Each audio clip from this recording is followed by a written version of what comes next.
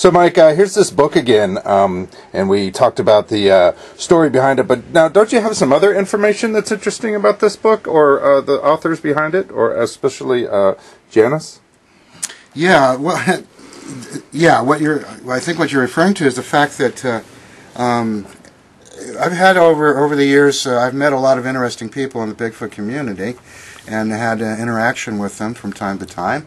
And one of the most colorful, of course, was a person who's usually not even, his name isn't usually mentioned. Most people like to just refer to him as EB. This, of course, was Mr. Jon-Erik Beckjord, who was involved in Bigfoot research for many, many, many years, UFO research as well. All sorts of different aspects of the paranormal were of interest to the man. And he was also a person that would be there, Johnny on the spot, whenever there was some kind of a, publicized Bigfoot event. Beckjord would usually show up on the scene, and he would usually contact the people involved. And so, Beckjord,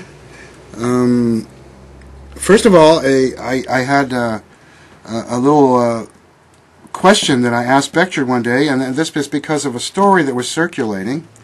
There was a story circulating that Eric Beckjord had sent some things, namely blankets, to Janice Coy, who was experiencing some difficult times financially.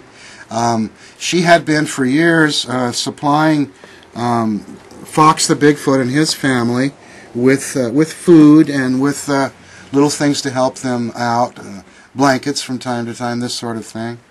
And was claiming that she was having a tough go, and it was a cold winter, and so forth.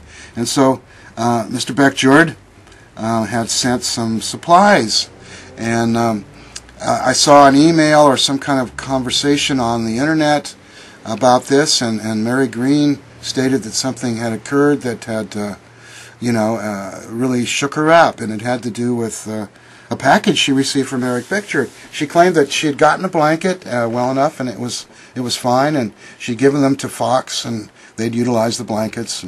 And then another package came, and it had Eric Beckjord's return address on the package, so, they figured it was from him again, and there was another blanket in there, but this one appeared to be used or something, because it had a strange odor to it, and it just, I don't know, they struck it as being not something they'd want to use or give to anyone else to use, so they threw it out, and it was supposedly laying on a trash heap where there was some materials to be burned. And for some reason, as the story goes, one of the local sheriffs was on the property and walked by this little trash dump and commented on the smell, and when he picked up the blanket and smelled it, he said that it seemed to be riddled with strychnine. And so there was this concept going around that Eric Beckjord had sent strychnine-laced blankets to Janice Coy. And so I heard the story from Mary, and then a short time later, we had one of our meetings here at the museum, and EB showed up for the meeting, and I decided to ask him some questions just to see if any of this made sense. And so I asked him if he'd been in touch with Mary Green, and he proceeded to tell me that he had, and that he had mailed them some blankets. And I didn't tell him at that point what I had heard about this from Mary Green, because I didn't know whether it was my place to do this. I figured that when the time came, he'd work that out with her. I just wanted to see what he had to say about it. Well, later this came up on the internet, and this rumor, and I had nothing to do with spreading it. I was just aware of it, and I kept it to myself. And what it appears like, and I'd have to guess, is that somebody else sent this strychnine-laced blanket, if that part of the story is true, and they used Beckjord's return address. So this whole thing could have been a setup, just to defame him. I don't know. Other people would suggest that that's just the kind of thing he might do, because he did from time to time harass people, and mostly it was verbal harassment that was done online for the most part. Usually when you met him in person, he was pretty decent, unless he'd had one too many bends of the elbow. But other than that, he was usually pretty cordial in person, even though he could be a real son of a gun online. I actually went to Beckjord's house shortly before he died.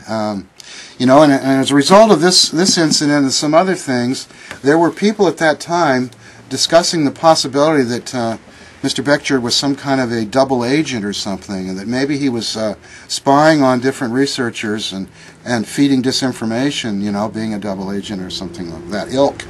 You know, and everybody figured, well, the guy must have a lot of time on his hands, so he must be independently wealthy and so forth. Well, I can dispel any of those rumors because I went to his home to return some materials that he'd loaned to us shortly before he died, and I saw the place he lived in, and it was, believe me, it was not some place that was, you know, being owned by somebody with any money of any kind. He made his living doing odd jobs as a neon sign maker, things like that. The man was not rich by any means. He was living in a pretty squalid environment, as a matter of fact, towards the end. And he took care of all the crosses on the side of the hill for the veterans. It was part of how he made his living there. And he lived on the hill just behind that, over in Lafayette in the East Bay. And I went to visit, I left the materials, and while I was there, when I walked up to the door, he greets me at the door, and he hands me the telephone, and he says, "Here, I want to introduce you to Janice Coy." And so there, on the telephone, was Janice Coy, and I introduced myself, and we had a short conversation, and I met Janice that way, via the telephone at Eric Beckjord's.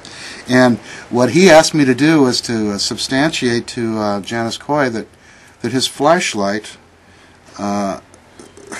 was too heavy to have been used as a weapon, and that a book he had was soaking wet because of this controversial story that was going around right at that time that he'd had some kind of an encounter with a woman on an expedition, and he had had physical contact and roughed her up and so on, and he was reassuring Janice that that was not the case and asked me to corroborate some of his evidence to back that up. So as you can see, there's some really wild stuff that goes on with some of these Bigfoot folks.